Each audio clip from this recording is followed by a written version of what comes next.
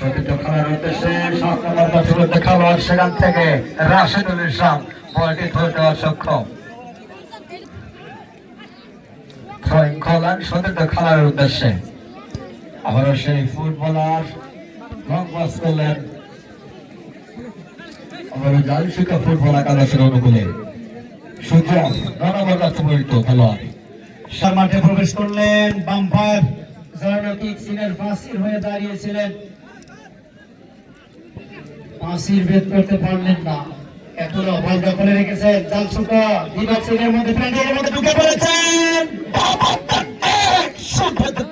বলতে না বলতে এটাকে মিডফিল্ডার দিয়ে আপনার রাইডিং কারণ দিয়ে ঢুকে পড়েছেন। একাধিক খেলোয়াড়কে কাটিয়ে দেওয়ার চেষ্টায় ব্যর্থ হয়ে গেলেন আব্দুল জব্বার। তারপর বেবি মনি যে রক্ষণ ভাগায় একজন প্রেসিডেন্ট পাশে কিন্তু আব্দুল জব্বার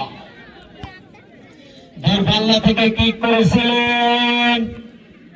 সৌরভ হালকা করে সামনের দিকে বাড়ালেন। নাজমাত মধ্য সার্কেলের মধ্যে বল অবস্থান করছেন, কোনো দিকে না থাকে দেখে শুনে কিক করলেন প্রতিপক্ষের রাইটিং ডিফেন্ডার মাসুদ আহমেদ। বলতে না বলতে একজন খেলোয়াড়কে কাটিয়ে এটা প্রচেষ্টা কিক করলেন, সাইড সেন্স করে খেললেন।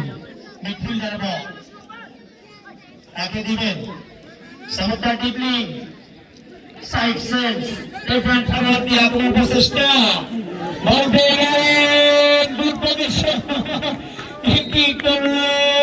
কি করলেন দর্শক সভাপতিদের মাথা কি হয়ে গেল।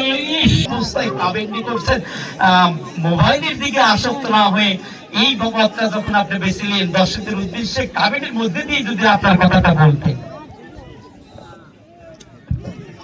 দর্শক, যখন আমি তরুণ ছিলাম হয়তো বা ক্লাস 7 থেকে 8, তখন আমি দেখলাম করোনার মধ্যে যে ফুটবল খেলাটি শুরু হয়েছিল সেখানে কিন্তু বিভিন্ন ধরনের ফুটবলার খেলতো। আমি দেখলাম সেখানে কোন ধরনের ধারাদর্শক ছিল না।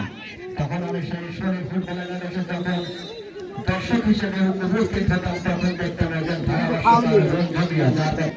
আপনারা দোয়া করবেন আমি যেন ধীরে ধীরে উপরের দিকে পদার্পণ করতে পারি এবং আমার উস্তাদ রঞ্জমিয়ার সেই আইডল হতে পারি এবং তার যেন সুন্দর নাম ধরে রাখতে পারি সেই ধারাভাষ্যকার রঞ্জমিয়া, যিনি কিনা চৌধুরী জাফরুল্লাহ শাহ ফাতের বাংলা জাতীয় ফুটবল স্টেডিয়ামের জাতীয় ধারাভাষ্যকার। ধন্যবাদ। গোলকিপার ছোট হলে